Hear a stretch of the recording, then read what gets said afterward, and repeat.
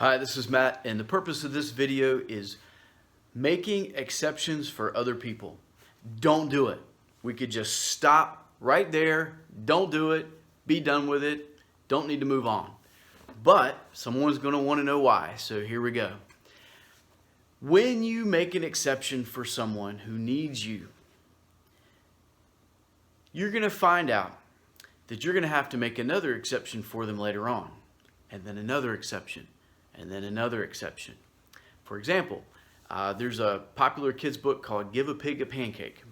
And in that book, this kid gives a pig a pancake, and then the pig wants syrup, and then the pig wants silverware, and then the pig wants a napkin, and then they get sticky, and then they want a bath, and on and on and on and on and on and on. People are the same way.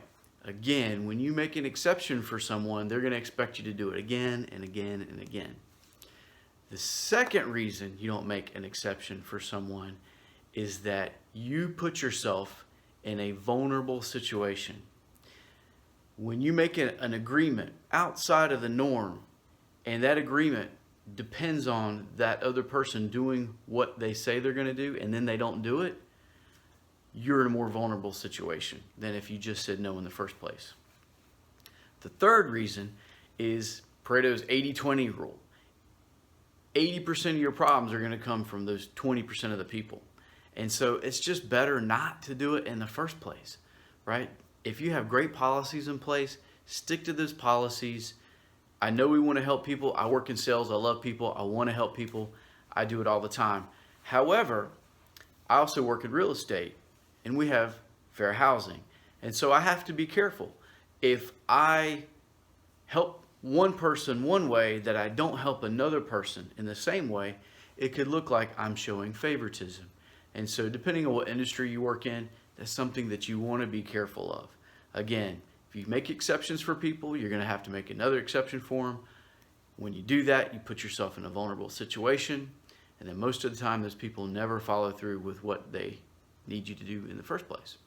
A great example, I had a manager, and I had a client, and this client was just beating me up with all these credit questions, and really sticky situation that they were in. And I went to my manager and was kind of laying it all out for him, and he just stopped me in the middle of my tracks and said, "Matt, I'm just going to stop you right there.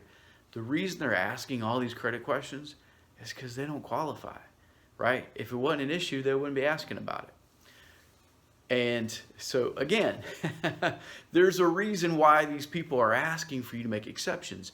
And if you help them in that one exception, chances are you're going to have to help them again and again.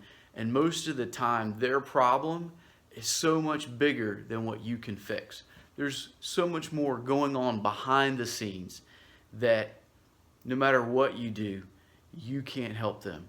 So again, if you've got good policies in place, good procedures in place, they will help you get the right people through your processes. And again, you do want to help people, but you want to avoid those risky areas. Stick to policy, and be careful not to get too attached or too involved in other people's situations. Okay, so exceptions. Be careful. Don't do it. Don't do it. Don't do it. All right, this is Matt. Thanks. Take care.